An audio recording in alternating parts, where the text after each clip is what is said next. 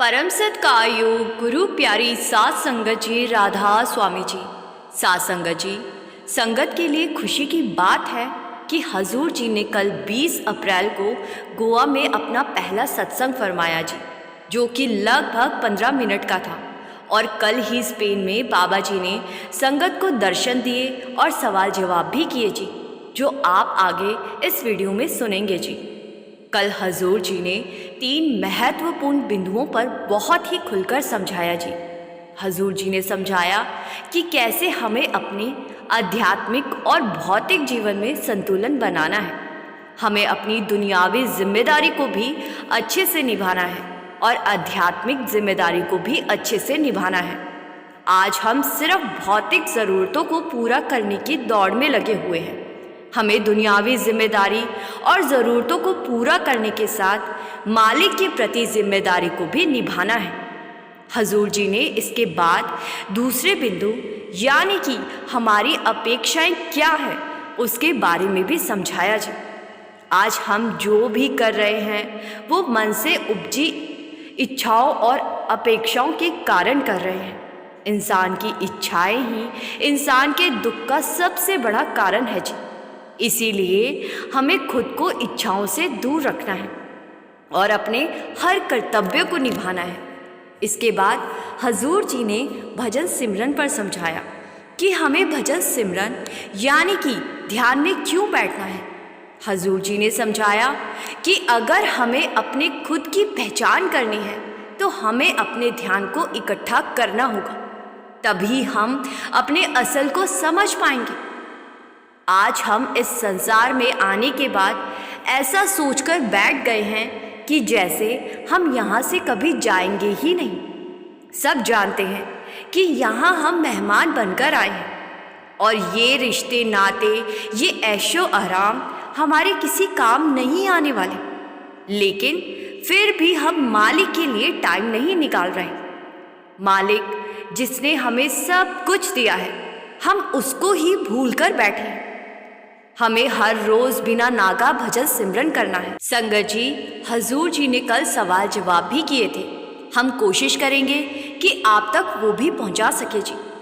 आइए अब स्पेन के सवाल जवाब सुनते हैं जी। कुछ सवाल जवाब इंग्लिश में भी हुए थे। उन सवाल जवाब का हिंदी अनुवाद भी हम आपको सुनाएंगे जी। सवाल जवाब के बाद हम सुनेंगे कि बाबा जी अगर चाहे तो कैसे हमारी बुरी से बुरी किस्मत को भी अच्छी किस्मत में बदल कर रख देते हैं। इसीलिए वीडियो में आखिर तक बने रहने की कृपा ज़रूर करना जी।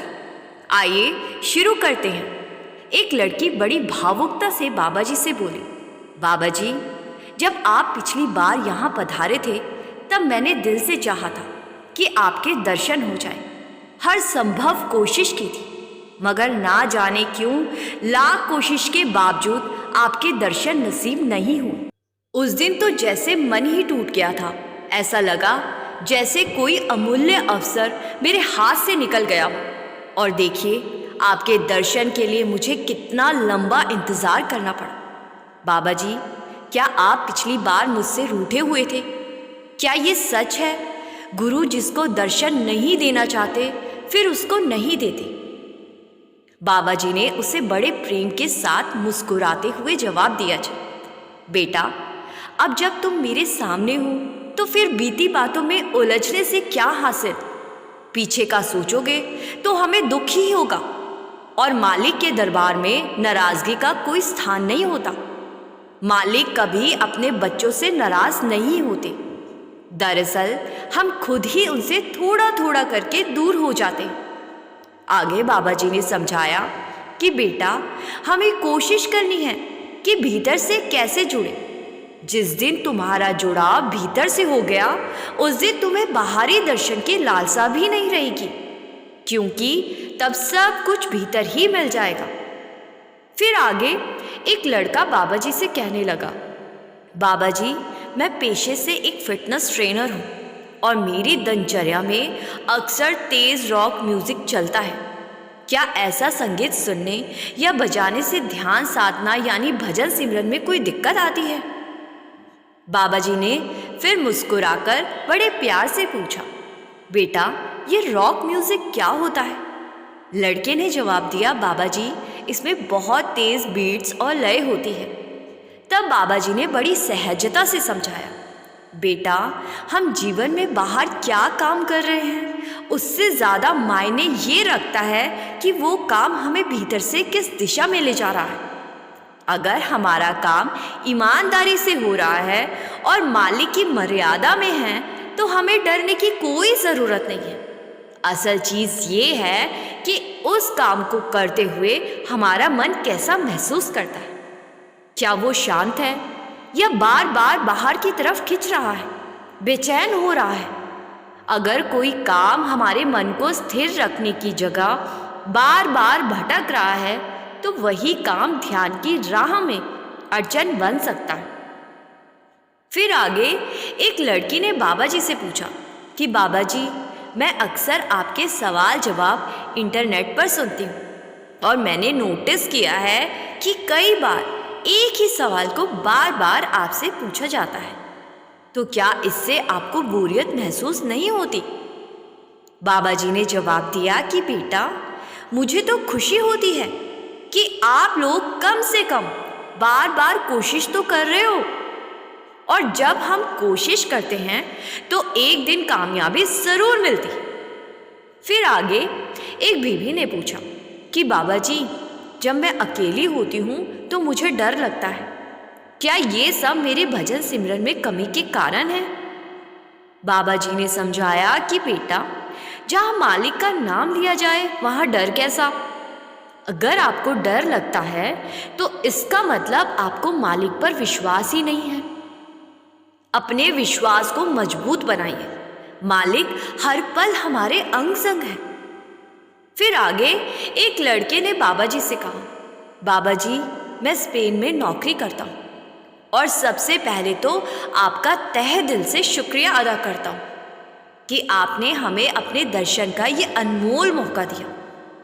मेरा घर यहाँ से बहुत नज़दीक है और मैं तो कल सुबह से ही इस उम्मीद में था कि शायद आपको देखने का सौभाग्य मिल जाए।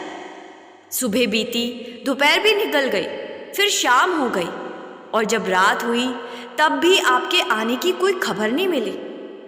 लेकिन बाबा जी मेरा मन फिर भी डटा रहा, उम्मीद को थामे रहा और देखिए आज मैं आपके सामने खड़ा हूँ, इतनी नज़दीकी से आपके दर्शन कर रहा हूँ।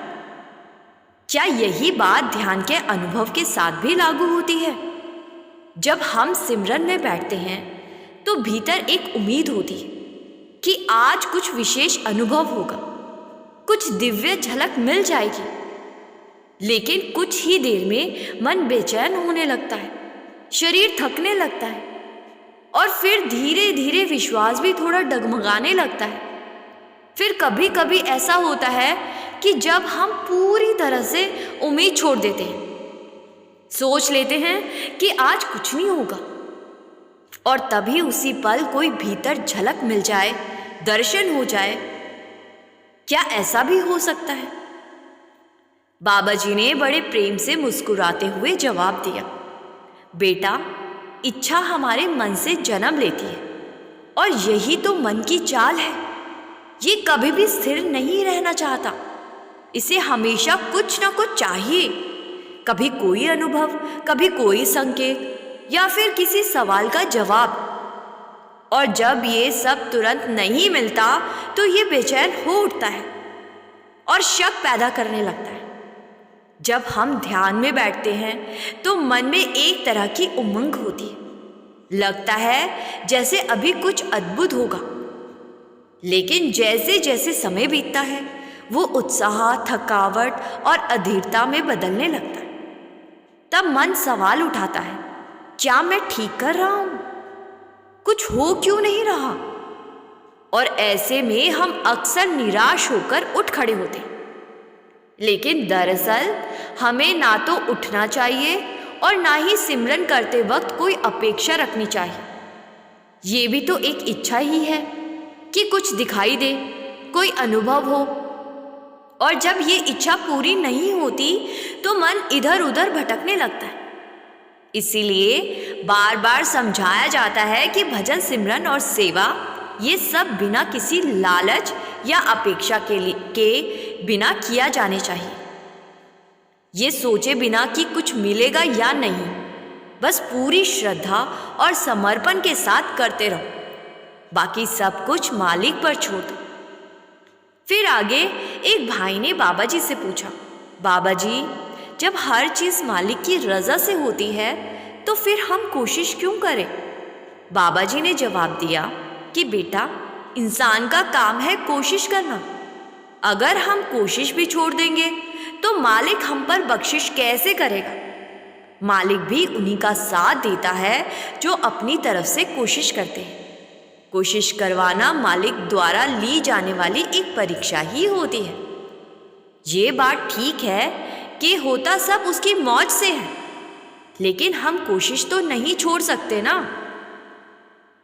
इसके बाद एक बीवी ने बाबा जी से पूछा, बाबा जी, मन बहुत उलझ गया है।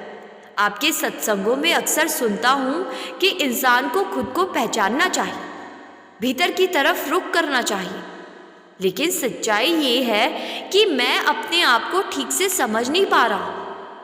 जब भी अंदर झांकने की कोशिश करता हूँ तो वहाँ कोई स्पष्टता नहीं होती, बस एक धुंध सी फैली लगती है। और जब आपकी तस्वीर को देखता हूँ तो मन को बहुत सुकून मिलता है और सोचता हूँ कि आपके सामने ही बैठा रहूँ।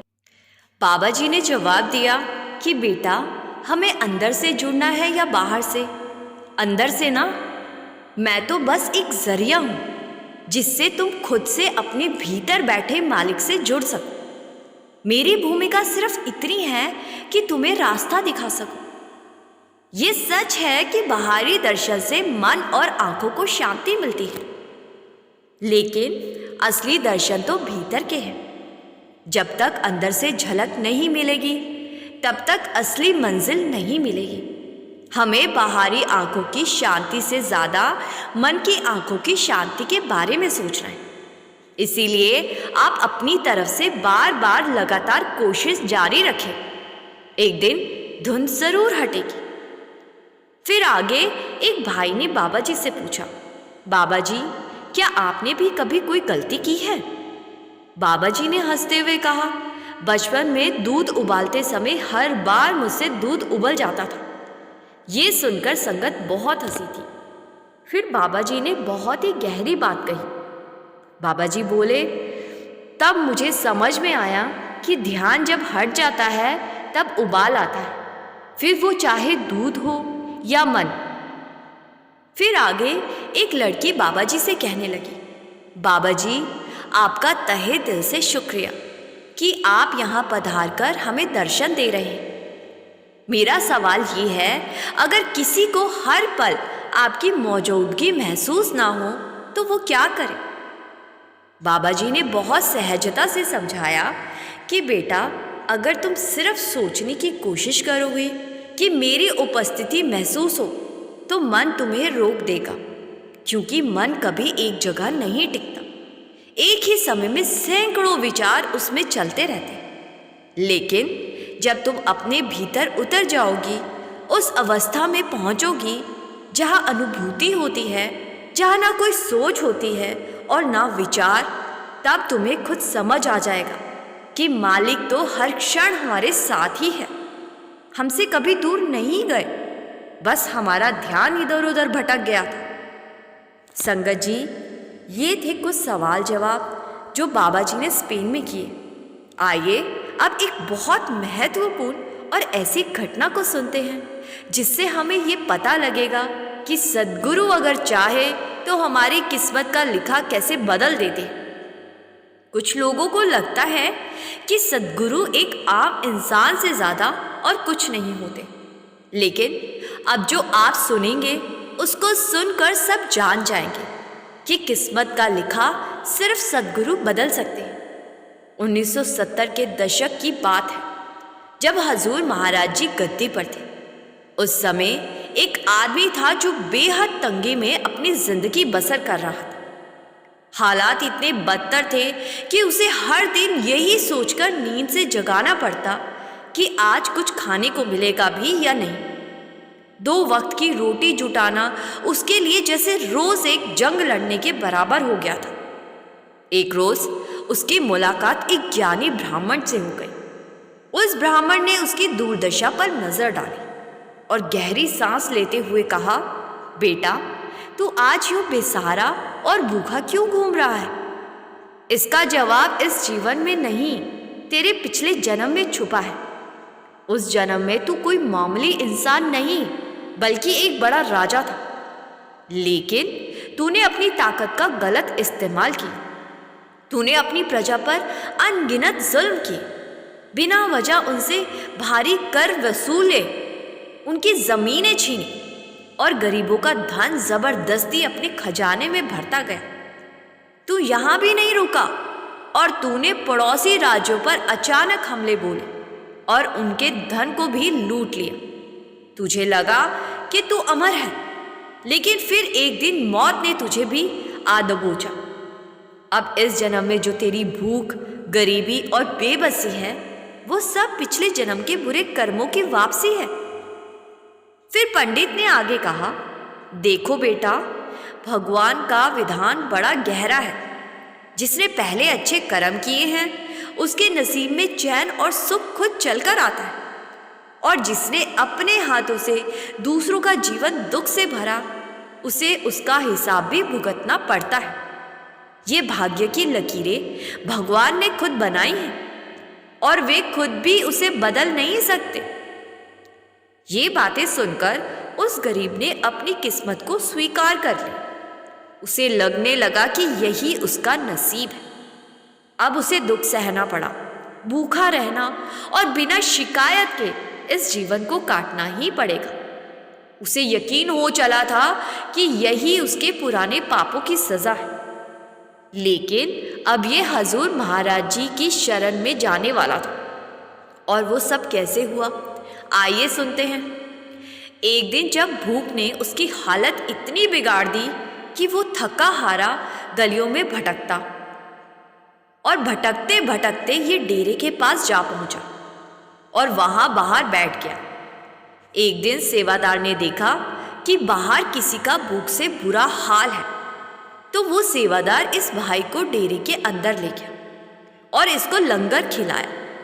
लंगर खाने के बाद इस भाई को किसी ने बताया कि आज हजूर जी सत्संग फरमाने जा रहे हैं। तो इस भाई ने सोचा कि जब यहाँ तक आ ही गया हूँ, तो यहाँ के जो गुरु जी हैं उनका सत्संग भी सुन लेता हूँ। वो आदमी सत्संग भवन के पंडाल में जाकर एक कोने में चुपचाप बैठ गया। जब भजन और वचनों की गूंज उसके कानों से होकर दिल तक पहुंची, तो पहली बार उसे भीतर से कुछ बदलता हुआ महसूस हुआ, मानो दिल में बुझ चुकी उम्मीद की कोई चिंगारी फिर से जल उठी। उस दिन के बाद वो रोज डेरे में आने लगा, वहां खूब सेवा करता, लंगर खाता और अपने घर लौट जाता। इस भाई की सेवा इतनी थी कि सब इसकी लगन से प्रभावित होते थे। समय बीतता गया। एक दिन उसे नामदान के लिए अर्जी दी और कुछ ही समय बाद उसे नामदान की दात भी मिल गई। उस दिन से उसकी जिंदगी की दिशा ही बदलने लगी। जैसे जैसे वो भक्ति, सेवा और सिमरन में गहराता गया, वैसे वैसे उसकी तंगी भी दूर होने लगी। उसकी किस्मत ऐसे बदलने लगी जैसे कोई सूखा बंजर खेत धीरे धीरे हरियाली से भरता जा रहा। कुछ ही सालों में उसकी हालत इतनी सुधर गई कि अब उसे 2 वक्त की रोटी के लिए सोचने की जरूरत नहीं थी। उसकी जिंदगी में अब स्थिरता और सुकून था, और धीरे धीरे मालिक ने उसको बहुत कुछ देना शुरू कर दिया। फिर एक बार सत्संग में खुद हजूर महाराज जी विराजमान थे। सत्संग के बाद उस आदमी ने हाथ उठाकर हजूर जी से कुछ पूछने की इजाजत मांगी। हजूर जी ने बड़े स्नेह से मुस्कुराकर कहा, बेटा, क्या जानना चाहते हो? वो बोला, बाबा जी, आपने एक बार सत्संग में कहा था कि हर इंसान को वही सुख और दुख मिलते हैं जो उसके भाग्य में पहले से तय होते हैं और समय आने पर ही मिलते हैं। लेकिन बाबा जी, अगर मेरी किस्मत में गरीबी ही लिखी थी तो फिर आपने मेरी जिंदगी को कैसे बदल दिया? सब कहते हैं कि मालिक का लिखा मालिक खुद भी नहीं बदल सकते, लेकिन आपने मेरी किस्मत का लिखा कैसे बदल दिया? बाबा जी मुस्कुराए। उन्होंने पास खड़े एक सेवादार को आवाज दी, बेटा जरा एक खाली कागज, एक मोहर और स्याही ले आओ। कुछ ही देर में सब चीजें आ गई। बाबा जी ने बिना स्याही में डूबे हुए मोहर उस आदमी को दिखाई और बोले, देखो बेटा जरा ध्यान से बताओ, इस पर जो अक्षर है ये सीधे लग रहे हैं या उल्टे? उसने मोहर को देखा और बोला, बाबा जी ये तो उल्टे दिख रहे हैं। अब बाबा जी ने वही मोहर स्याही में डिबोई और उसे कागज पर लगा दिया। फिर बोले, अब देखो बेटा अक्षर कैसे लग रहे हैं? वो मुस्कुराते हुए बोला, अब तो साफ और बिल्कुल सीधे दिख रहे हैं। बाबा जी ने हंसकर कहा, यही फर्क है एक आम जीवन और एक सच्चे साधक के जीवन। भाग्य तो वैसा ही रहता है जैसे मोहर का डिजाइन। भाग्य कभी नहीं बदलता, लेकिन जब उस पर भक्ति, सेवा और सिमरन की स्याही लगती है तो वही भाग्य नए रूप में सामने आता है। जो भाग्य पहले उल्टा था वो सेवा और सिमरन की स्याही लगने के बाद सीधा हो जाता है। इसमें मैंने कुछ नहीं किया, ये सब तुम्हारी सेवा और सिमरन की वजह से हुआ। वो आदमी कहने लगा कि महाराज जी, अगर आपने मुझे अपनी शरण ना दी होती तो मैं कभी इस रास्ते पर चल ना पाता। मेरे लिए तो मालिक से भी बढ़कर हो आप। इस बात पर महाराज जी ने हल्की सी मुस्कान के साथ कहा कि बेटा, गुरु का तो काम ही होता है अपनी संगत को सही राह दिखाना। मैंने भी वही किया है, इससे ज़्यादा कुछ नहीं। उस आदमी ने हजूर जी का शुक्रिया किया और वहाँ से चला गया। संगत जी, अक्सर एक बात कही जाती है, जब भगवान किस्मत लिख रहे थे तो अंत में थोड़ी सी स्याही बच गई। जब धर्मराज ने मालिक से पूछा कि हे भगवान, अब इस बची हुई स्याही का क्या करना है, तो मालिक ने कहा कि वो स्याही धरती पर अवतार लेने वाले संतों को दे दो, क्योंकि मैंने इस स्याही से जो लिख दिया है वो अब मैं भी नहीं बदल सकता। लेकिन अगर संत चाहे तो इस स्याही से मेरा लिखा भी बदल सकते हैं। संगत जी, अब शायद आपको समझ आया होगा कि सद्गुरु कैसे हमारी किस्मत को ही बदल कर रख देते हैं। बस हमें सद्गुरु के हुक्म में रहकर भजन, सिमरन और सेवा जरूर करनी है। इससे ज़्यादा सद्गुरु हमसे कुछ नहीं चाहते। संगत जी, अब इस वीडियो को यहीं विराम देते हैं जी। आपसे फिर मिलेंगे एक नए दिन में एक नई वीडियो के साथ। संगत जी से विनती है कि कमेंट में राधा स्वामी लिखकर संगत के अपने इस चैनल रूहानी सफ़र को सब्सक्राइब करना मत भूलिए जी। गुरु प्यारी सात संगत जी, राधा स्वामी जी।